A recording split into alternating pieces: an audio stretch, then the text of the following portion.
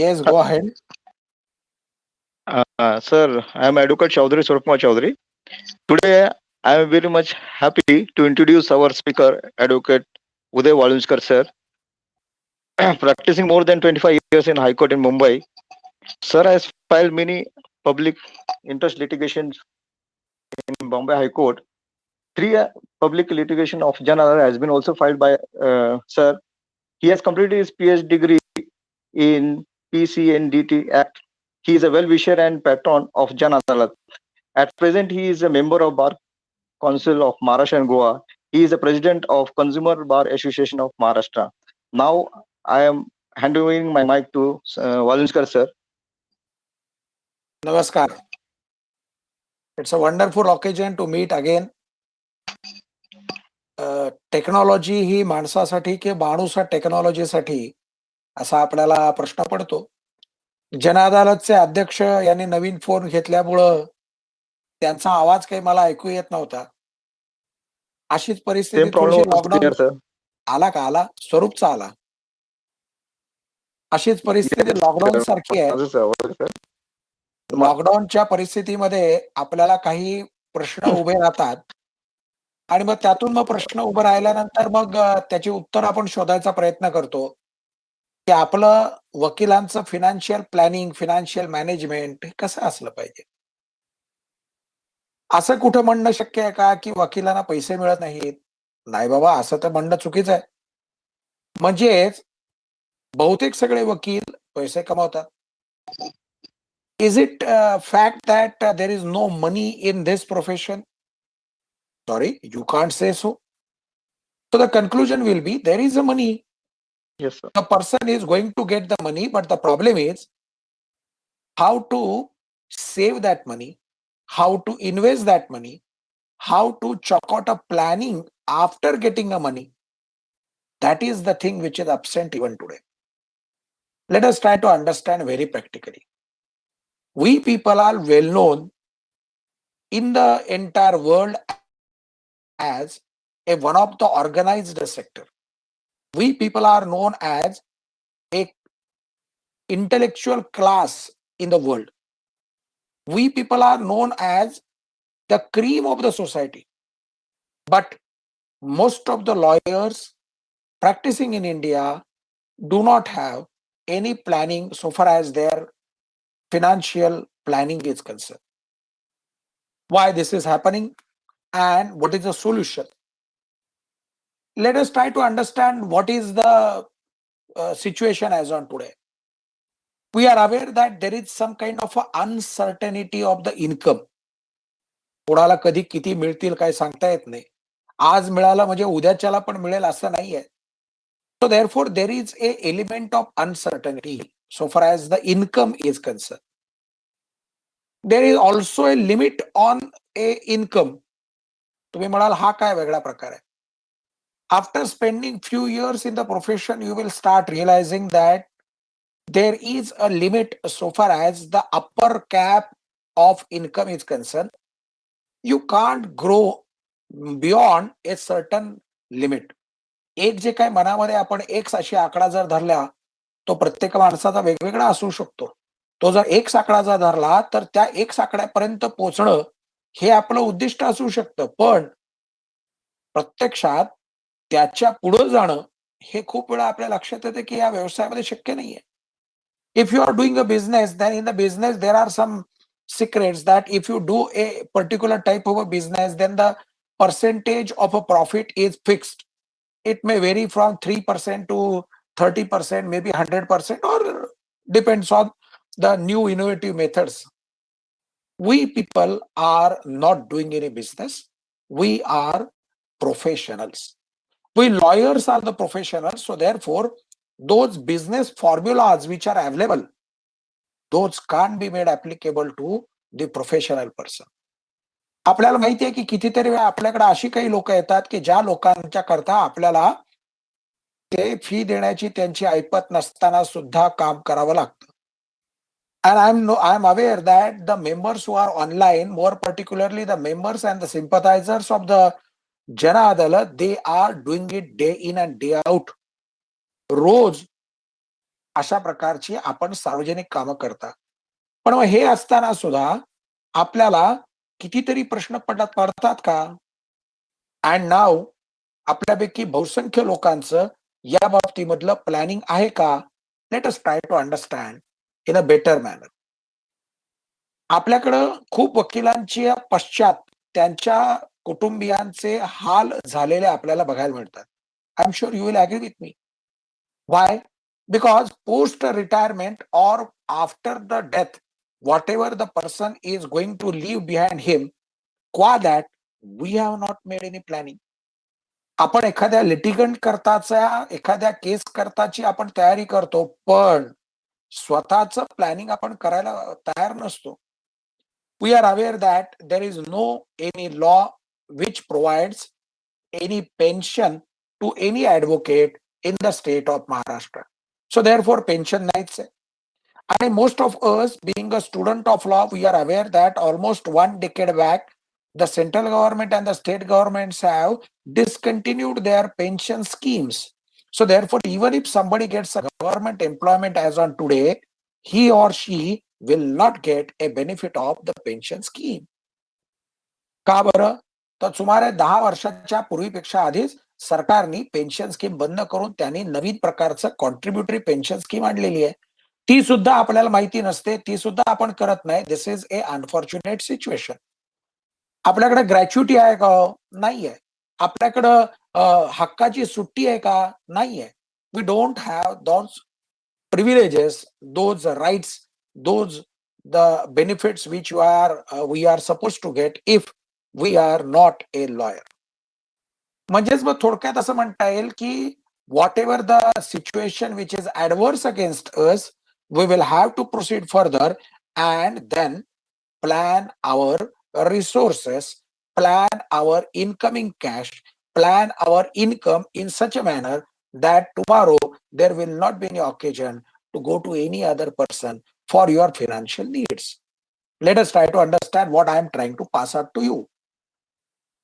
क्षणभर आपण गृहीत धरूया की आपण एखादे ज्युनियर वकील आहात, तर त्या ज्युनियर वकिलांच्या संदर्भामध्ये आपल्याला बोलताना आपण त्यांचा एक गट करूया की जे साधारणतः 0 ते 10 ज्या वयोगटामधले वकील आहेत, त्यांच्या गरजा, त्यांचे टार्गेट, त्यांच्या शॉर्ट टर्म आणि लॉंग टर्म प्लॅनिंग हे वेगवेगळे असतील. आपण 10 वर्ष ते साधारणतः 20 वर्ष अशा प्रकारचा आपण एक दुसरी कॅटेगरी करूया की ज्या कॅटेगरीमध्ये त्या वकिलाला कदाचित त्याला घर घ्यायची गरज असू शकते. त्या ठिकाणी कदाचित त्याला लग्न झालेलं असल्यानंतर चाइल्ड प्लॅनिंग असू शकणार आहे, कदाचित त्याचं चाइल्ड एज्युकेशन असू शकणार आहे, कदाचित त्याचं शेत घेण्याची किंवा ऑफिस घ्यायची सुद्धा प्लॅनिंग असू शकणार आहे. This we can call it as a second group where the advocates are during the age of professional age of 10 to 20 years. Of course, they will have their own different priorities, different kind of a requirement, different kind of a planning. The third category would be between 20 to 30 years. Here you will be surprised during this phase, you will be facing the requirements of the fulfilling the expectations of your family members. Like आपला अपत्य असेल, मुलगी असेल, मुलगा असेल, तर त्यांच्या लग्नाची जबाबदारी आपल्याकडे असणार आहे. मुलगी किंवा मुलगा त्यांच्या उच्च शिक्षणाची जबाबदारी असणार आहे.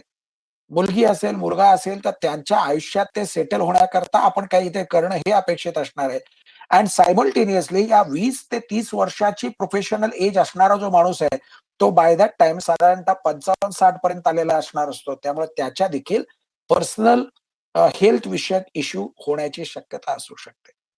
And then the fourth category will come where 30 years onward would be the last criteria, last group, where we can find that they are having their own different issues. Like now by this time they are having their house, by this time they are having their office, by this time they are having their children who are well placed, well settled, their education is over, by this time their kids have got married, and now the problem is with reference to their own health. So therefore, these are the 4 different categories or 4 different groups which we can carve out. पण साहजिकच हे जे काही group आहेत या सगळ्या ग्रुपच्या requirements या वेगवेगळ्या असणार आहेत. Now this lecture, I am aware that the participants who are on that side are of a mixed group. There are some who are juniors, there are some who are senior by age, there are some who are having a very good standing. त्यामुळे this is something a unique group where we can say that all three groups at least I can see, and the last group, namely 30 years and above, is absent so far as the present lecture is concerned. So therefore, despite this, let us try to find out how best possible we can do. Friends, let us try to understand that there are two concepts, namely the active income and the passive income. You will say that, sir, what is this? The money which is going to come to you by way of a fees which you are going to get from your litigant client is known as an active income. जो पक्षकार आपल्याला fee देतो त्याला आपण active income असं म्हणतो. तो active income अशा प्रकारे गुंतवा की ज्यातून पॅसिव्ह इन्कम तयार होऊ शकेल. This is the thought which I want to pass on to you. तुम्ही म्हणाल, सर हे काय आहे वेगळं? आलेला पैसा हा अशा प्रकारे जर का आपण गुंतवला की त्यातून आपण लक्ष न घालता सुद्धा आपल्याला त्यातून मिळणारा जो काही फायदा आहे तो जर मिळत असेल तर that is non as passive income. ज्या व्यक्तीला हे कळलं की आलेला पैसा हा कुठं गुंतवायचा, कसा गुंतवायचा आणि त्यातून पॅसिव्ह इन्कम कसा निर्माण करायचा, ज्याच्यामध्ये आपल्या व्यवसायामधले जे काही तास आहेत ते तास तिकडं डायव्हर्ट न करता आपल्याला तो पैसा वाढतोय असं ज्यावेळेस दिसतं त्यावेळेस त्याला आपण म्हणतो की तो झाला passive income. So therefore, there are 2 or 3 criteria. One criteria that you are not required to divert much time for generation of a passive income. 2, there is no need of spending time out of your busy schedule as a professional for generation of a passive income. त्यामुळे हे basic आपल्या लक्षात आलं की मग त्यातून आपल्या लक्षात येतं की आपल्याला काय काय करायचंय. As I said that the topic is a financial management of an advocate. त्यामुळे ऍडव्होकेटला आपण तीन कॅटेगरीमध्ये धरूया. एक म्हणजे प्रॅक्टिस करणारे वकील आहेत. I believe and I trust that most of the participants who are on that side, they are the persons who are the lawyers who are in the litigation. So therefore, litigating lawyer is one of the category. There may be a person who is a public prosecutor or a subordinate in the office of the public prosecutor or the government bidder. They are employee. So therefore, employee lawyers or employee advocates, this is the second category. There is a third category that there may be a person who is employed or who is associated with some law firm. So therefore, of course, that is a third category.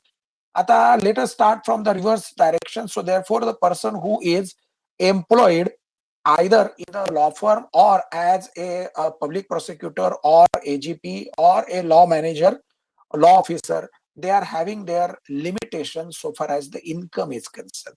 There is a fixed income. This fixed income criteria is not applicable to the professionals who are litigating. So therefore, the litigation lawyers are not having that kind of a cap so far as the active income is concerned. The active income म्हणजे आपण किती कष्ट करणार आहोत, आपल्याला किती fee आपला पक्षकार देणार आहे त्याच्यावरती आपली ऍक्टिव्ह इन्कम सगळा ठरत असतो. आणि मग या सगळ्यामधून जो सगळ्यात सोपा प्रश्न मला अनेक वेळा मुलं विचारतात, यंग लॉयर्स विचारतात, ते असं असतं की सर आमच्याकडे पैसा येतो पण तो टिकत नाही, त्याला काय करूया? मग आता मी तुम्हाला छोट्याशा आयडियाज देणार आहेत which will be useful for making your own financial management और financial planning. But before that, let me point out one more aspect that you will have to fix your own goal. म्हणजे काय करायला पाहिजे तर आपण आपलं स्वतःचं एक टार्गेट, स्वतःचं एक उद्दिष्ट ठरवायला पाहिजे. ते उद्दिष्ट काय असू शकतं तर ते मगाशी जे आपण 4 वयोगटाचे ग्रुप केले, 0 ते 10 वयोगटाचा ग्रुप आहे, 10 ते 20 चा आहे, 20 ते 30 चा आहे आणि 30 च्या पुढचा आहे. या 4 वयोगटांचे त्यांचे सेपरेट टार्गेट असतील, त्यांच्या रिक्वायरमेंट्स असतात. Let us try to consider that most of the persons who are on that side they are following in the first 2 categories, म्हणजे 0 ते 10 किंवा 10 ते 20 या वयोगटामधली ही लोक आहेत. मग अशी जर माणसं असतील तर त्यांचं स्वतःचं काय काय टार्गेट असू शकणार आहेत. Perhaps they want to purchase their own house किंवा they want to purchase a bigger house. Perhaps they are planning for a child, so therefore child education can be also one of the planning which can be considered by them. प्रत्येक माणसाचे अशा प्रकारचे वेगवेगळे issues असू शकतात, वेगवेगळे target असू शकतात, वेगवेगळ्या प्रायोरिटी असू शकतात. मग या सगळ्या याच्यामधला जो पैसा आपल्याकडे येतो त्यातला काही पैसा हा आपल्याकडे न वापरता आपण सेव्हिंग्ज मध्ये किंवा आपण योग्य प्रकारे त्याची गुंतवणूक करू शकतो का? This is a challenge. And after spending almost 26 years in the profession, I can proudly share with you, yes, it is possible. 25 years back, 26 years back, I came in Mumbai with one suitcase in my hand and one a sack or one haversack on my back. That was the only asset which I was having around 25, 20 years, 26 years back when I came in Mumbai. Since then, these different things have been implemented by me successfully, and therefore I say that though I am not an expert who has written in a book on this topic, but I have some personal experience how a better financial management can be made or better financial planning can be made for a lawyer, and therefore perhaps I think the organizers have invited me to share my word of brotherly advice or a sisterly advice to all my young friends who are on that side. So let us try to find out आपल्याकडे काय काय करणं शक्य आहे आणि त्याच्याकरताचे target आपल्याला जे आहेत त्याच्याकरता आपल्याला काय काय कसा कसा पैसा साठवणं आणि वाचवणं शक्य आहे.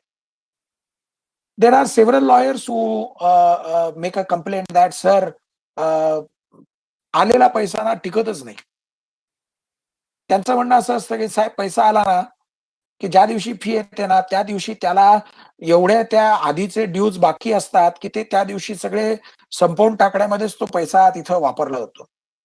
काही लोक म्हणतात की सर ते कॅन्टीनचं बिल असतं, पुस्तकवाल्याचे इन्स्टॉलमेंट्स असतात, कुठं अन्य ठिकाणचे कुठून तरी पैसे हात उसने घेतलेले असतात आणि देन त्या सगळ्या याच्यामुळं they say that sir there is a problem. The money which comes to us as a income of arising out of this profession, जे काय आम्हाला फी म्हणून मिळते, तो फी मधून मिळालेला पैसा हा त्याच दिवशी खर्च होऊन जातो, either full or in part. Up to some extent, what they are saying is correct. Why? Because there is a little uncertainty of income. So therefore, we will have to inculcate some discipline. आपल्याला स्वतःमध्ये काही शिस्त थोडीशी अंमलात आणली पाहिजे. काय करणं शक्य असू शकतं? Let me give a example. Whatever is your professional income, can you make a point that you will not incur that money or you will not spend that money on that day only? त्या दिवशी तो पैसा खर्च करायचा नाही. तुम्हाला ₹500 मिळो, 5,000 मिळो, 50,000 मिळो किंवा काय जी रक्कम मिळो, ही जी काही रक्कम मिळेल ती रक्कम तुम्ही त्या दिवशी खर्च करायची नाही. Is it possible? According to me, yes, 100% it is possible. If you take a decision that I am not going to spend that money on that day, then automatically that money goes back to home. आपल्याकडं भारतीय जे काही संस्कार परंपरा आहेत त्याच्यामध्ये आपल्या घरामधली जी गृहलक्ष्मी असते, आपापल्या घरामध्ये असणारी मग आई असेल, आपल्या घरामध्ये असणारी थोरली बहीण असेल, कदाचित विवाह झालेला असेल तर आपली पत्नी असेल, या सगळ्यांना पैसा कसा साठवावा या संदर्भामध्ये जरा जास्त ट्रेनिंग असतं.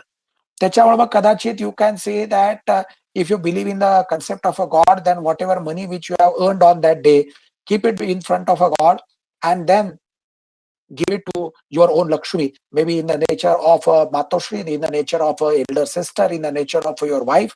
जे घरामध्ये जे कोणी महिला असेल त्या महिलेकडे दिलं की त्याच्यामुळे ऑटोमॅटिकली त्या पैसा हा त्या दिवशी वापरला जात नाही.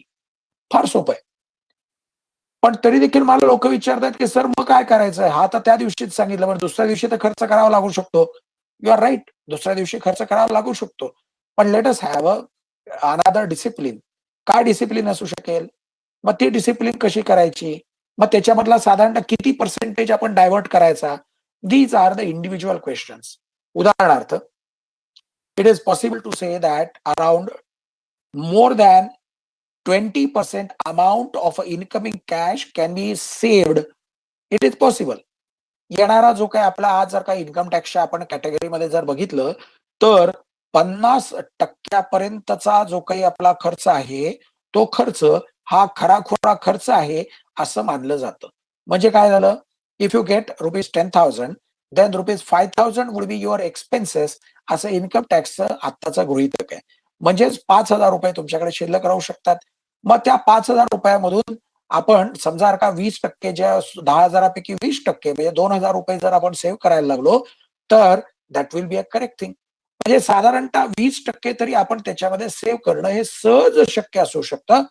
It is also possible that in some cases the percentage of expenses will come down and the percentage of the actual profit will go up. तुम्ही म्हणाल हे काय कन्सेप्ट आहे? इन्कम टॅक्सने टॅक्सच्या दृष्टिकोनातून असं म्हटलेलं आहे की जे काही प्रोफेशनल्स आहेत त्यांच्याकरता सेल्फ असेसमेंट त्यांनी जर केलेली असेल तर जो काही त्यांचा डिक्लेअर्ड इन्कम आहे त्याच्या 50% हा त्यांचा एक्सपेन्सेस गृहीत धरावा. हे झालं त्यांनी मांडलेलं ठोकताळा. पण it is possible that in some cases 40% can be expenses. मग या एक्सपेन्सेस मध्ये आपला स्वतःचा कन्व्हेन्स आला, आपल्या प्यूनचा खर्च आला, आपल्या क्लार्कचा खर्च आला, आपला स्टेशनरीचा खर्च आला, बाकी जे काय आपण खर्च करू ते सगळे आले, कोर्ट फीचा त्याच्यात खर्च आला. हे सगळे खर्च जाऊन सुद्धा आपल्या लक्षात येईल की आपल्याकडे भरपूर पैसे उरतात.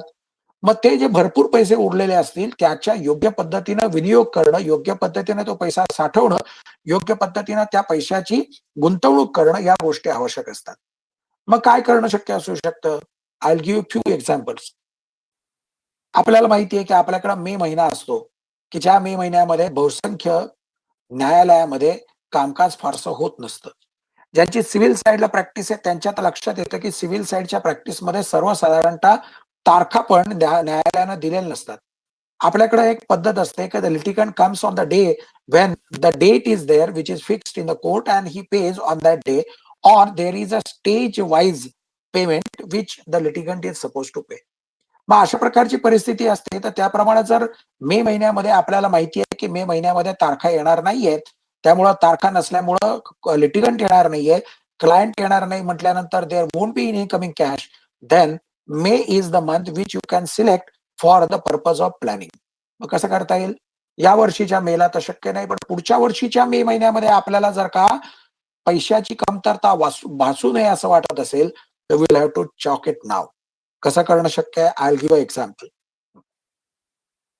Think over this that in the month of June you are going to get some amount. आणि तुमची दर महिन्याची समजा आपण गृहीत धरू की 50,000 रुपये अशी तुमची रिक्वायरमेंट आहे. ती मे महिन्यामध्ये सुद्धा आहे. पण मे महिन्यामध्ये आपल्याला 50,000 मिळणार नाहीये. मग मे महिन्यामध्ये आपल्याला मिळणार नाहीत म्हटल्यानंतर जी काही रक्कम आपल्याला 50,000 उभी करायची ती उरलेल्या 11 महिन्यात उभी करायला पाहिजे. तो 50,000 आपले जे आहेत त्याला 11 महिन्याने भागायचं आणि प्रत्येक महिन्याला एक त्याची एफडी करायला लागायची which which mature in the month of मे. बघा बरं मी काय सांगितलं? म्हणजे थोडक्यात असं झालं की आपण रफली गृहीत धरू की आपल्याला 6,000 रुपयाची एफडी करायची आहे प्रत्येक महिन्याची, जे 11 महिन्याचे असे केले जातील, किंवा आपण 5,000 रुपयाची करूया आपण. तर 5,000 रुपयाची जर का केली तर त्याप्रमाणे आकडी 55 आपल्या त्या ठिकाणी होणार आहेत. सो देअरफॉर जून महिन्यामध्ये आपण 5,000 रुपयाची एफडी करायची which will mature in the month of May. जुलै महिन्यामध्ये करायची which will mature in the month of May. एप्रिल महिन्यामध्ये करायची which will mature in the month of again in the month of May. त्यामुळे अशा सगळ्या मॅच्युअर होत जाणाऱ्या ज्या एफडी असतात त्या एफडी ज्या वेळेस आपल्या कोर्टाला सुट्टी आहे आणि आपल्याकडे इनकमिंग कॅश येणार नाही त्यावेळेस त्या पैशाचा आपल्याला वापर करता येतो. आली का आयडिया लक्षामध्ये? This is that simple logic. That planning which we are supposed to make is to be made after considering our own requirements. I'll give another example. आपले जे 0 ते 10 या वयोगटामधले किंवा 10 ते 20 या वयोगटामधले जे वकील आहेत त्यांच्या दृष्टिकोनातून आई वडिलांच्या करता किंवा आपल्या वरती अवलंबून असणारे जे काही आपले कुटुंबीय आहेत त्यांच्याकरता काही ना काहीतरी चांगलं काम करणं हे अपेक्षित असतं. मग त्यांच्याकरता मे महिन्याची एखादी सुट्टी आपल्याला प्लॅन करायची आहे. If you decide that you want to take them all on a vacation in the month of May, कुठेतरी चांगल्या थंड हवेच्या ठिकाणी त्यांना घेऊन जायचंय, टुरिस्ट स्पॉटला घेऊन जायचंय आणि त्याचा खर्च एक्स आहे, तर तो एक्स असणारा जो खर्च आहे त्याचं सुद्धा तुम्हाला प्लॅनिंग याच पद्धतीने करणं शक्य असू शकतं. तुम्ही म्हणाल सर हे सगळं ठीक आहे, पण ते मला प्रत्येक वेळेस बँकेत जाणं आणि बघणं आणि ते करणं शक्य नाहीये, किंवा कुठं ठेवायचं आणि कुठं नाही हे मला माहिती नाहीये. मग दुसरा काही ऑप्शन असू शकतो का? लेट अस अंडरस्टँड. नॅशनलाइज बँकांमध्ये आजच्या घडीला जर बघितलं तर आपल्याकडे किती येतंय, तर त्या नॅशनलाइज बँकांकडचं जे काही आपल्याला इन्कम मिळतंय त्या इन्कमचा अतिशय लिमिटेशन आहे. देअर इज नो सबस्टॅन्शियल तुम्हाला फायदा मिळू शकेल अशा प्रकारचा कुठं तुम्हाला त्याच्यामध्ये इन्कम बघायला मिळत नाही. त्याच्यामधला इंटरेस्ट हा खूपच कमी असतो. मग काय करणं शक्य असू शकतं? Then you can choose a private bank. परंतु प्रायव्हेट बँकेमध्ये गेल्यानंतर तिथं परत त्याच्या अडचणी असतात. We don't have a control over that. मग काय शक्य असू शकतं? मग त्याच्यामध्ये आपल्याला लक्षात येऊ शकतं की जर एसबीआय कडे जर गेलात तरी देखील साधारण 5% अशा प्रकारचा इयरली रेट मिळतोय. प्रायव्हेटमध्ये गेलात तर एखादा जास्त 1% जास्त येऊ शकतो. कोऑपरेटिव्हला गेलात तर थोडासा जास्त येऊ शकतो. पण या सगळ्यामध्ये एलिमेंट ऑफ रिस्क असते. मग ती रिस्क किती घ्यायची, काय घ्यायची आपण ठरवायचं असतं. मग हे जर झालं तर या सगळ्या गोष्टी आपल्याला डिपॉझिट्समध्ये म्हणताना सुद्धा there is a concept of a flexi deposit or a time deposit. म्हणजे आज माझ्याकडे सपोज जी काही रक्कम आहे ती मी त्या एफडी मध्ये टाकत गेलो आणि मला जर का गरज वाटली की if I am in a need of some partial amount of that FD, then there is no need to encash that entire FD. You can withdraw a part of that amount. This is also one of the financial management which advocate has to learn. आपली जी requirement आहे त्या requirement करता जो लागणारा पैसा आहे तो पैसा आपण त्याच्यामधून काढून घ्यायचा असतो. तो कसा घ्यायचा, काय करायचा हे प्रत्येकाच्या गरजेनुसार ठरतं. त्यामुळे there is no need to encash the entire FD. You can encash in part that is known as a flexi deposit और टाइम डिपॉझिट. त्याबरोबर तोही एक ऑप्शन असू शकतो. तुम्ही म्हणाल की हे सगळं शक्य आहे सर, परंतु हे सगळं आम्हाला त्याच्यात लक्ष ठेवणं आणि त्याचा मॅच्युरिटी चार्ट आणि केव्हा मॅच्युअर होत आहेत, कसे होत आहेत, हे प्रॅक्टिकली शक्य नाहीये. देन देर आर डेली और वीकली डिपॉझिट एजंट्स हु आर कमिंग. आपल्याला माहिती आहे की आपल्याला शिवाजीनगर कोर्टामध्ये आपण प्रॅक्टिस करता, त्यामुळे शिवाजीनगर कोर्टामध्ये सुद्धा अशा प्रकारचे डेली पिग्मी एजंट किंवा वीकली पिग्मी एजंट येतात की जे आपल्याकडून 50 रुपयापासून अक्षरशः हजारो रुपयांपर्यंतचं डेली आपल्याकडून कलेक्शन घेत असतात. अशा प्रकारच्या माणसाच्या सुविधा सुद्धा आपल्याला घेणं शक्य असू शकतं. फक्त त्याच्यामध्ये वर्ड ऑफ कॉशन असा असतो की ज्या संस्थेमध्ये तो पैसे ठेवतोय त्या संस्थेकडे मध्ये-मध्ये जाऊन जरा चेक करावं लागतं. जी काही कोऑपरेटिव्ह संस्था असेल त्या संस्थेचे क्रेडेन्शियल्स तपासून बघावे लागतात. नाहीतर हा माणूस घेतो आणि ती संस्था डुबली तर आपल्या डोक्याला त्रास होतो आणि मग आपली स्वतःची केस बनते. किंवा ज्या माणसाकडे आपण देतोय तो माणूस तेवढा विश्वासार्ह आहे का नाही आणि तो प्रत्यक्षात आपल्या नावानं त्या संस्थेमध्ये पैसे भरतो का नाही हे देखील मध्ये-मध्ये तपासावं लागतं. मग हे जे पिग्मी एजंट आहेत, या पिग्मी एजंटच्या केसेसमध्ये तुम्हाला विकली डिपॉझिट आहे, तुम्हाला मंथली डिपॉझिट बघायला मिळतात, तुम्हाला डेली डिपॉझिट बघायला मिळतात. आणि हे सगळ्याच्या बरोबरीने अगदी आपण पोस्टामध्ये गेलो तर पोस्टल इन्कम स्कीम म्हणून सुद्धा प्रकार आहे, की ज्या इन्कम स्कीम मध्ये सुद्धा तुम्ही पैसे अशा प्रकारचे ठेवून त्याच्यामध्ये तुम्ही मिळू शकता, which is also a secured income which you can get. Postal MIS monthly income scheme ही सुद्धा अशाच प्रकारच्या एफडीच्या माध्यमातून असू शकते. या सगळ्या गोष्टी असताना आपल्या लक्षात येतं की साहेब हे सगळं पुरत नाही हो. या सगळ्या गोष्टी असतात त्याच्यामध्ये आपल्याला नाही म्हटलं तरी देखील हे जरा कटकट वाटते. या सगळ्याचा फॉलोअप ठेवणं, या सगळ्याचे एकूण डिटेल्स मेंटेन करणं हे खूप वेळा आपल्याला अडचण वाटायला लागते. मग काय करायचं असतं? मग त्याच्याकरता आपल्याला कोणाची तरी अजून मदत घ्यावी लागते. मग कोणाकोणाची मदत आपल्याला घेणं शक्य असू शकतं? Let us try to find out. आपली जी काही गरज आहे ती गरज बघता सगळ्यात महत्वाचं म्हणजे आपल्या स्वतःला सिक्युअर करून ठेवायला पाहिजे. म्हणजे काय? म्हणजे असं आहे की आपण स्वतः करता काही आपल्या करता इन्शुरन्सची व्यवस्था करायला पाहिजे. मग इन्शुरन्स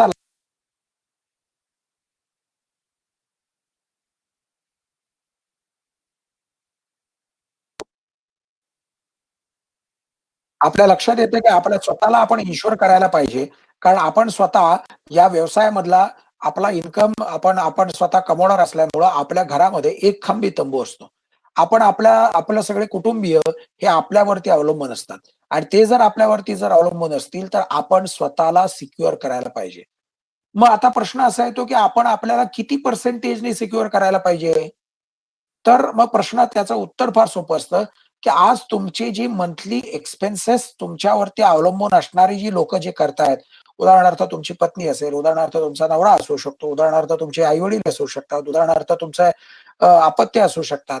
हे जे आज खर्च करतायत, तेच रक्कम त्यांना अजून काही वर्षानंतर खर्च करायला शक्य व्हावं, अशा प्रकारची रक्कम आपण त्याच्यामध्ये ठेवली गेली पाहिजे. म्हणजे मग असंही म्हटलं जातं, की तुमचा जो काही ग्रॉस इन्कम आहे, त्या ग्रॉस इन्कमच्या काही पटीमध्ये तुम्ही तुमच्या स्वतःला इन्शुअर करायला पाहिजे. मग ते इन्शुरन्स करताना टर्म इन्शुरन्स असतो, ग्रुप इन्शुरन्स असतो, इंडिव्हिज्युअल इन्शुरन्स प्लॅन असतात. यातलं आपण त्या इन्शुरन्स ॲडवायझरचा सल्ला घेऊन करायला पाहिजे. सध्याची आपली लाईफ एक्स्पेक्टन्सी जर बघितली, तर महाराष्ट्रामध्ये आपण जवळ-जवळ 70-75 वर्षाची लाईफ एक्स्पेक्टन्सी आहे. याचा अर्थ आपण 75 वर्ष होईस्तोपर्यंत जर जगणार आहे, असा जर आपण गृहीत धरलं, तर आपल्याकडं आपले हातपाय काम करेनासे झाल्यानंतर सुद्धा साधारणतः एक 10 वर्ष आपल्याकडे असणार. साधारणतः वयाच्या 60-65 पर्यंत आपण चांगल्यापैकी खणखणीत कोर्टात येऊ शकतो. आपण कोर्टामध्ये आर्ग्यू करू शकतो. आपण आपलं ऑफिस अटेंड करू शकतो. हे सर्व साधारणतः गणित असतं. साधारणतः 60-65 नंतर मग आपल्याला आपले शरीर साथ देत नाही असं लक्षात यायला लागतं आणि म्हणून मग त्यामुळं आपल्या बाकीच्या क्रायटेरिया जे काही असतील, इन्कमिंग कॅश फ्लो हा कमी व्हायला लागतो आणि म्हणून त्याचं प्लॅनिंग आपल्याला आत्ताच करून ठेवावं लागतं. त्यामुळे मुद्दा असा होता, की आपल्या प्रत्येकाने आपल्याला ठरवायचं असतं, की आपण किती वर्षापर्यंत आपल्याकडे इन्कमिंग कॅश फ्लो असणार आहे. समजा जर का आपण जे पहिली जी कॅटेगरी धरलेली होती, त्या कॅटेगरीमध्ये जर का एम्प्लॉयी असेल, तर एम्प्लॉयीला एक फिक्स एज ऑफ रिटायरमेंट असतं. आपल्याला काही एज ऑफ रिटायरमेंट नसतं. त्याच्यामुळं आपला कॅश फ्लो हा वाढत जाणार आहे. आपला कॅश फ्लो हा लांबलचक अनेक वर्षाचा आहे, हे लक्षात ठेवलं गेलं पाहिजे. जरी क्षणभर गृहीत धरू, की उद्याच्याला आपलं वय जरी वाढलेलं असलं आणि कोर्टामध्ये आपण येणं जरी कमी केलेलं असलं किंवा ऑफिसमध्ये जरी येणं कमी केलेलं असलं, तरी देखील आपला कॅश फ्लो चालू राहतो. जरी तो रेग्युलर नसला, तरी देखील इरेग्युलरपणे तो चालू राहतो. इंटरमिटंट येत राहतो. काही ना काहीतरी त्याच्यामध्ये पैसे येत राहतात. त्याच्यामुळं आपल्या लक्षात येईल, की आपल्याला ते सुद्धा लक्षात ठेवून आपण प्लॅनिंग त्याचं करायला पाहिजे. मगाशी इन्शुरन्सचा विषय निघाला त्यावेळेस एक मुद्दा आपल्याला सांगायचा राहिला तो असा, इन्शुरन्सची सुद्धा तुम्ही एफ-डी सारखी व्यवस्था करू शकता. Now you will say what is this? This is a new concept. आपण जगणार आहे असं आपण गृहीत धरलं, तर आपल्याला त्या इन्शुरन्स पॉलिसीच्या मॅच्युरिटी केव्हा-केव्हा, कशा-कशा आहेत, ते घेऊन त्याचा चार्ट तयार करून त्याप्रमाणे आपण म्हणू शकतो, की मला या वर्षी एवढी-एवढी रक्कम लागणार आहे. टेक अ केस, की आज तुमचं अपत्य हे 1 वर्षाचं आहे. And after completion of around 16 years, the child will cross SSC. आणि आजचं जे शिक्षण आहे त्याच्यापेक्षा अतिशय महागडं शिक्षण, अतिशय कॉस्टली शिक्षण असणार आहे आफ्टर SSC. त्यामुळे साधारणतः 16 वर्षानंतर जर तुम्हाला तुमच्या अपत्याच्या शिक्षणाकरता जर का खर्च करायचा असेल, तर then you will have to make a proper planning immediately. हे कसं करणं शक्य असू शकतं? Then you will have to do it in that manner, की मला हे आज पहिली जे काही पॉलिसी काढतोय ती 16 वर्षानंतर मॅच्युअर व्हावी. त्या 16 वर्षानंतर मला त्याचे पैसे मिळावेत. It is possible that there can be a money back policy. कारण आता अशा प्रकारच्या खूप पॉलिसी आपल्याला बघायला मिळतात, की ज्या दर 4 वर्षानंतर आपल्याला रिटर्न परत देत जातात. And I must tell you, this income is whatever you are going to get from the LIC, that is free of income tax. Equally, जे पैसे आपण भरतो as a premium, that is also free from income tax. त्याच्यामधले आपल्याला जे काही provisions आहेत त्या माहिती आहेत. त्याच्यावरती 1.5 लाखापर्यंतचं आपल्याला असणारं जे कॅप आहे ते पण आपल्याला माहिती आहे असं मी गृहीत धरतो. So this is one of the way how you can chalk out your expectation, chalk out your planning. या सगळ्या गोष्टी असताना सुद्धा सगळ्यात महत्त्वाचा मुद्दा असा शिल्लक राहतो, की हे सगळं असताना सुद्धा आजच्या घडीला अनेक लोकांना लक्षात येतं, की सर हे काय माझं काम नाहीये, हे काय मला शक्य नाहीये. मग त्याच्यामधल्या इन्शुरन्स एजंटच्या मदतीनं युनिट लिंक इन्शुरन्स प्लॅन घ्यायचा आहे का? ELSS प्लॅन घ्यायचा आहे का? या गोष्टी आपण विचार करायला पाहिजे. आपल्याकडे मंथली इन्कम स्कीम प्लॅनिंग असतं, की आपण काही रक्कम ठेवल्यानंतर त्यातून आपल्याला पर मंथ इन्कम मिळत राहणार आहे. अशा प्रकारचं करायचं आहे का आपण त्याच्यामध्ये LICच्या ह्याच्यातली सुद्धा आपण पेन्शन स्कीम घ्यायची आहे. Now there are several companies. पूर्वी लाईफ इन्शुरन्समध्ये एकच कंपनी होती. आज खूप कंपन्या आलेल्या आहेत. एक गव्हर्नमेंट कंपनी, बाकीच्या प्रायव्हेट आहेत. त्यांच्या पेन्शन स्कीम्स आहेत. या पेन्शन स्कीममध्ये आपण सर्वात कमी वय असताना पैसे गुंतवणं हे जास्त फायदेशीर असतं. म्हणजे मग एक 15 वर्ष किंवा 20 वर्ष त्यांच्याकडे आपण थोडा-थोडा प्रीमियम भरत राहतो आणि जे काही कॉर्पस जमणार आहे त्या कॉर्पसमधून ते आपल्याला दर महिन्याला किंवा दर वर्षाला पेन्शन देत राहतात. This is also one of the scheme which I am going to strongly advise to all of you, की वय कमी असताना लवकरात लवकर आपण आपले पेन्शन स्कीम थ्रू इन्शुरन्स आपण करायला काही अडचण नसते. मगाशी मी बोलताना सांगितलेलं होतं, की गव्हर्नमेंटने सुद्धा त्यांची पेन्शन स्कीम डिस्कंटिन्यू केलेली आहे. तर त्याच्याऐवजी आता न्यू पेन्शन स्कीम अवेलेबल आहे. ही न्यू पेन्शन स्कीम म्हणजे आपणच कॉन्ट्रिब्युशन द्यायचं असतं आणि ते कॉन्ट्रिब्युशन ते गव्हर्नमेंट मार्फत इन्व्हेस्ट केलं जातं आणि ते केल्यानंतर त्याचा जो रिटर्न आहे तो आपल्याला दिला जातो. दिस इज नोन ॲज NPS. आणि ही स्कीम जास्त पॉप्युलर होण्याकरता गव्हर्नमेंटनी इन्कम टॅक्स ॲक्टमध्ये एक नवीन कलम टाकलं 80 CCD असं ते सेक्शन आहे, की ज्याच्यामध्ये ₹50,000 पर इयर असं जर भरलात तर ते तुम्हाला हे त्याच्यामध्ये रिबेट मिळतो. तो टॅक्स करता धरला जात नाही. आणि जसं मी मगाशी म्हटलं, की LIC असेल, की हाउसिंग लोनचे आपण जे प्रिन्सिपल आणि इंटरेस्ट देतो त्याच्यावरची जी रक्कम असेल, तर त्याला ATC मध्ये 1.5 लाखापर्यंतचं असतं. ज्याच्यामध्ये LIC असेल, NSS असेल, त्याच्यानंतर PPF असेल किंवा होम लोनचे असतील, जे काही आपण इंटरेस्ट आणि प्रिन्सिपल देतो ते. अशा प्रकारचे त्याच्यामध्ये 1.5 लाख येतात. त्यामुळे जे कोणी वकील आपले फायनान्शियल प्लॅनिंग करणार आहेत, ज्यांच्याकडं टॅक्स पण ते भरतात, त्या सगळ्यांना हा न्यू पेन्शन स्कीम जर का त्यांनी घेतली, तर ₹50,000 पर्यंतचं वार्षिक तुम्हाला त्याच्यात मोकळीक मिळू शकते. आता ही NPS स्कीम ही 60 वर्षापर्यंत चालू शकते. त्यामुळे आपण गृहीत धरूया, की त्याच्यामध्ये आपल्याला 60 वर्षापर्यंत पैसे भरायचे आहेत. त्यामुळे it is a long term investment which we are going to get. Of course there will be a partial withdrawal. There will be a withdrawal which is permissible at the time there is a critical illness. There is a loan facility which is available. लोनचा विषय झाला म्हणून सांगितलं पाहिजे, की आपण जे FD काढतो त्या एफ-डीच्या सर्टिफिकेटवरती आपल्याला लोन मिळू शकतं. आपण जे LICची पॉलिसी काढाल त्याच्यावरती लोन मिळू शकतं. या सगळ्या लोनच्या बरोबरीनं प्रॉव्हिडंट फंड आणि हे जे काही NPS आहे याच्यामधून सुद्धा आपल्याला लोन मिळू शकतं. आपल्याला माहिती आहे, की आपण व्यवसायानं वकील आहोत. त्यामुळे आपल्याला आपल्या प्रॉपर्टी अटॅच होण्याची फारशी भीती नसते. पण जे काही बिझनेसमन आहेत, ते बिझनेसमन न चुकता प्रॉव्हिडंट फंडमध्ये पैसे गुंतवतात. प्रॉव्हिडंट फंडमध्ये साधारणतः 7.85% अशा प्रकारचा जवळ-जवळ परतावा मिळतो. का बरं तो गुंतवतात? कारण that amount is free from attachment. That can't be attached in any proceedings in India. त्यामुळं साहजिकच अनेक बिझनेसमन ही रक्कम जी काय असेल ती न चुकता 1.5 लाखापर्यंतची रक्कम ते प्रॉव्हिडंट फंडमध्ये गुंतवत असतात. आपण करायचं का नाही हे आपला प्रश्न असतो. या सगळ्याच्या बरोबरीने म्युच्युअल फंडमध्ये पैसे गुंतवाय का असे सुद्धा अनेक आम्हाला वकील विचारत असतात. Mutual fund is also one of the way how to invest the money. आपल्यापैकी प्रत्येक जण एक्सपर्ट नाहीये या सगळ्या पैशांमध्ये, परंतु ते पैसे कसे गुंतवायचे याच्याकरता देअर आर एक्सपर्ट्स.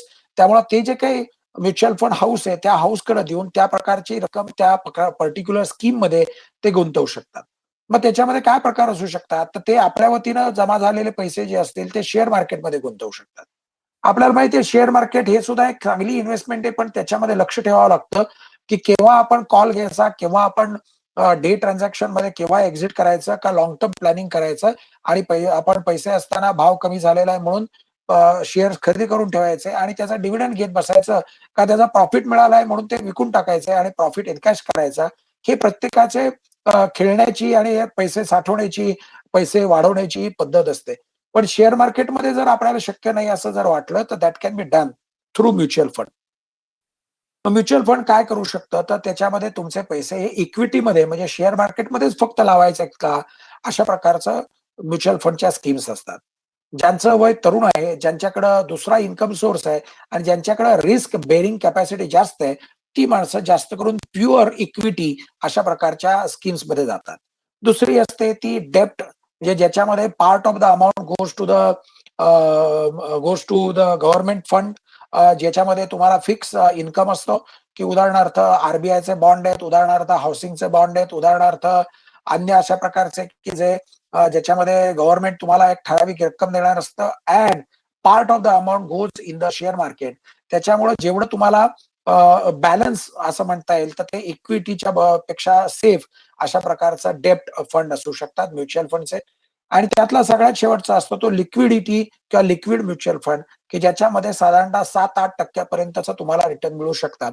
साधारणतः आपण जरी डेब्ट म्हटलं तरी 10-11% पर्यंतचा रिटर्न आणि जर का आपण शेअर मार्केटमध्ये जर का रिस्क घ्यायला तयार असू, आता इक्विटी वाल्यांकडे जो काही रिटर्नचा असतो तो त्या ठिकाणी जो काही बूम असेल त्याच्या आधारावरती येतो, पण तो याच्यापेक्षा जास्त असण्याची शक्यता असू शकते.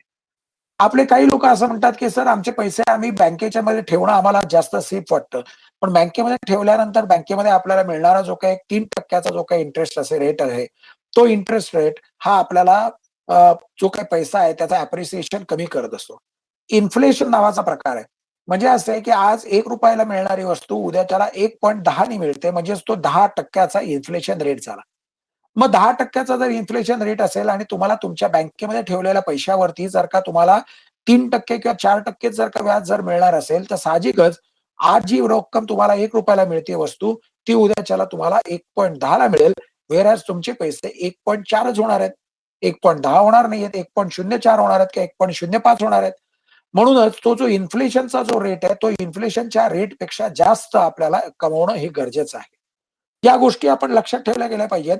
आपल्यापैकी अनेक वकिलांना असा पण प्रश्न येतो, की साहेब मला रिअल इस्टेटमध्ये पण इंटरेस्ट आहे. कारण साधारणतः ही जी दुसरी कॅटेगरी आपण धरली, की साधारणतः 10 ते 20 या वयोगटामधले किंवा 20 ते 30 या वयोगटामधले जर आपण तिसऱ्या कॅटेगरीचे जर वकील म्हटले, तर ते म्हणू शकतात, की sir we want to invest in a real estate. त्याकरता सुद्धा कुठं गुंतवायचं, काय गुंतवायचं याचा अभ्यास तुम्ही करायला पाहिजे. सगळ्यात महत्त्वाची गोष्ट अशी असते, की इथं कुठेही आपला जो घामाचा पैसा आहे, तो आपला डुबू नये याच्याकरता सावध राहिलं पाहिजे. म्हणजे मग काय करता येईल? तर आपल्याकडे फायनान्शियल ॲडवायझरची आपण त्याच्याशी सल्लामसलत करायला पाहिजे. त्याच्याकडून आपण सल्ला घेतला पाहिजे आणि मग आपल्या लक्षात येतं, की तो जो काही सल्ला घेतल्यानंतर तो आपण अंमलात आणायचा का नाही आणायचा. प्रत्येकानं ठरवायचं असतं करायचं का नाही. आपण थोड्याशा आपल्या स्वतः करताच्या प्रायोरिटी ठरवूया. आपल्या प्रायोरिटीमध्ये आपली पोस्ट रिटायरमेंट जी काही व्यवस्था आहे, ती प्रायोरिटी नंबर 1 असली पाहिजे. का बरं? कारण वय कमी असताना साहजिकच आपल्याकडे जास्त स्पॅन मिळतो. त्याच्यामुळं तुम्ही वय कमी असताना तुमची स्वतःची रिटायरमेंटच्या प्लॅनिंग तुम्ही त्या ठिकाणी आपली व्यवस्था करायला पाहिजे. दुसरी काय असते? मग दुसरी आपल्यावरती अवलंबून असणाऱ्या लोकांकरताची व्यवस्था. म्हणजे मग डिपेंडंट जे आपल्यावरती आहेत. जे समजा का तुम्ही नवरा असाल, तर बायको आहे, बायको असेल तर नवरा आहात असाल, नवरा आपल्यावरती अवलंबून आहे, आपले आई-वडील आपल्यावरती अवलंबून असू शकतात किंवा आपले अपत्य आपल्यावरती असू शकतात. त्यामुळे त्यांची व्यवस्था हा एक दुसरा 2 नंबरची आपली प्रायोरिटी असली पाहिजे.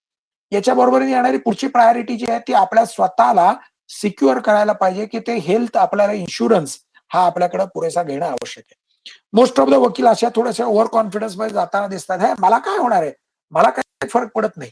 म्हणून मग त्या सगळ्या सर्कमस्टन्सेसमध्ये एखादा जर का अपघात झाला किंवा एखादा जर का इजा झाली, एखादा आजारपण आलं, तर मोठा फटका बसतो. कारण त्यावेळेस इन्कमिंग कॅश फ्लो नसतो आणि त्या सगळ्यामध्ये रोज आपल्याला वैद्यकीय उपचारासाठी खर्च करावा लागतो. म्हणून याच्याकरता काय असू शकतं, तर आपल्याला एक असा जर का प्रत्येक महिन्याचा आपला जर का खर्च आहे, तर तो जो काही खर्च आहे त्याच्या 3 पट एवढी रक्कम ही तुमच्याकडे लिक्विडिटी म्हणून असली पाहिजे. म्हणजे उदाहरण सांगायचं झालं, तर महिन्याला जर का ₹50,000 असा जर का तुमचा महिन्याचा खर्च आहे, असं आपण जर गृहीत धरलं, तर तो महिन्याचा 50,000 आहे म्हटल्यानंतर साधारणतः ₹1,50,000 पर्यंतची रक्कम ही तुमच्याकडे लिक्विडिटी असली पाहिजे, ती तुमच्या हाताशी असली पाहिजे. तुम्ही म्हणाला, "सर हे हाताशी असली पाहिजे याचं काय महत्त्व काय या शब्दाचं?" कितीतरी वेळा असं होतं, की आपल्या लक्षात येतं, की आपल्याला ताबडतोब कुठेतरी पैसे हॉस्पिटलमध्ये भरायचे असतात. हॉस्पिटलवाले चेक घेत नाहीत. मग त्या ठिकाणी आपल्याला जी काही कॅश भरायची असते त्याच्याकरता आपल्याकडे थोडेसे पैसे असावे लागतात. समजा जर का आपण आजारपणामध्ये त्याच्यात आपण कोर्टात जाऊ शकलो नाही, तर आपल्याला अरेंजमेंट करायला आणि उरलेली जी काही आपली रक्कम आहे, ती रक्कम मिळवण्यासाठी देखील आपल्याकडे पुरेसा वेळ असू शकतो. म्हणून साधारणतः 3 महिन्याचा आपल्याकडे बफर पाहिजे. 3 महिन्याचा अशा प्रकारचा आपल्याकडे कुशन पाहिजे, की ज्या कुशनमुळं आपण आपल्याकडचा अनियमित जो काही इन्कम आहे, तो अनियमित इन्कम देखील आपण हा सस्टेन करू शकतो. आपण तो जो काही आघात आहे, आर्थिक आघात तो देखील आपण त्यातून बाहेर पडू शकतो. प्रत्येक व्यक्तीचं जे काही एक्सपेंडिचर आहे ते वेगवेगळं असू शकतं. त्यामुळे त्याचा जो 3 महिन्याचा बफर जो आपण म्हणतोय, तो निश्चितच वेगवेगळा असू शकतो.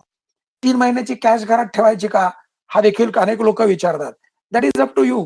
तुम्ही तुमच्या घरामध्ये कुठं ठेवायचे, कसे ठेवायचे, हा प्रश्न तुमचा असू शकतो किंवा बँकेमध्ये ठेवायचं का काय?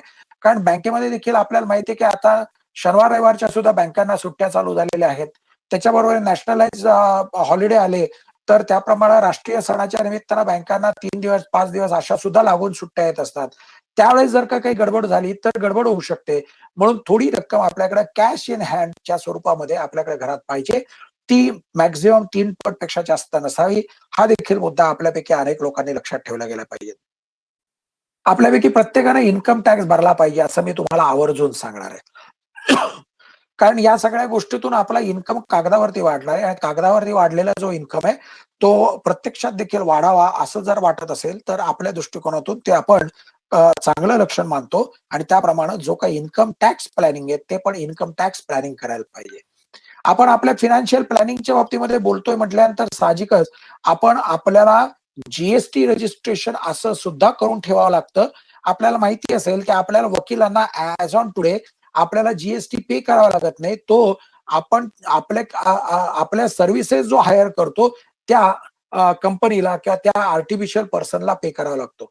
एखाद्या कंपनीनं जर आपल्याला वकीलपत्र दिलं, की एखाद्या कंपनीनं आपल्याला पेमेंट दिलं, तर ते आपल्या वतीनं तेच तिथं जीएसटी भरत असतात. फक्त त्या ठिकाणी जीएसटीचा आपला नंबर असणं हे त्याच्याकरताचं गरजेचं असतं. आपल्यापैकी अनेक वकील प्रोफेशनल टॅक्स रजिस्ट्रेशन त्यांचं नसतं. तर ते सुद्धा एक फार महत्वाचं आहे. कारण 1975 सालामधला कायदा आहे. त्यामुळं त्यावेळेसपासून जे प्रोफेशनल टॅक्स आपल्याकडे घेतलेला आहे वार्षिक ₹2,500 चा असतो. ते देखील रजिस्ट्रेशन केव्हा ना केव्हा तरी आपण करून ठेवायला पाहिजे. या सगळ्या गोष्टी आपण बघायला पाहिजेत. या सगळ्या गोष्टीच्या झेरॉक्स आपल्याकडं हाताशी येतील अशा ठेवल्या गेल्या पाहिजेत. कितीतरी वेळा असं लक्षात येतं, की आपल्याकडं आपला व्यवसाय हा असा आहे, की याच्यामध्ये खूप रिस्क आहे. या व्यवसायामध्ये आपल्याला आपल्या लाईफस्टाईलमुळं काही अडचणी आपल्याकडे निर्माण होत असतात. उदाहरणार्थ, आपल्यापैकी अनेक वकिलांना बीपी, ब्लड प्रेशरचा त्रास होत असतो. उदाहरणार्थ, आपल्यापैकी अनेक वकिलांना कॉन्स्टिपेशन आणि मग त्यातून पचनाचे त्रास होत असतात. आपल्यापैकी अनेक वकिलांना बसून राहण्यामुळं आपल्याकडं अनेक त्याचे पाठीचे आजार होत असतात. आपल्यापैकी अनेक वकिलांना दिवसभर उभं राहिल्यामुळं व्हेरिकोज व्हेनचा देखील त्रास होत असतो. आपल्यापैकी अनेक वकिलांना शुगरचा त्रास या लाईफस्टाईलचा प्रॉब्लेम म्हणून चालू होत असतो. आपल्यापैकी अनेक वकिलांना हार्ट अटॅक असो किंवा स्ट्रोक असो, अशा प्रकारचे देखील शत्रू हे हळू वकिलांच्या जवळपास दिसायला लागलेले आहेत. मग हे जे आपले लाईफस्टाईल प्रॉब्लेम आहेत, या लाईफस्टाईल प्रॉब्लेमनी आपल्या फायनान्शियल प्लॅनिंगमध्ये अडचण निर्माण करू नये, असं वाटत असेल, तर आपण आपल्याकडे आत्ताच सावधान व्हायला पाहिजे आणि त्याप्रमाणे आपण नीट आपल्या आत्ताचं प्लॅनिंग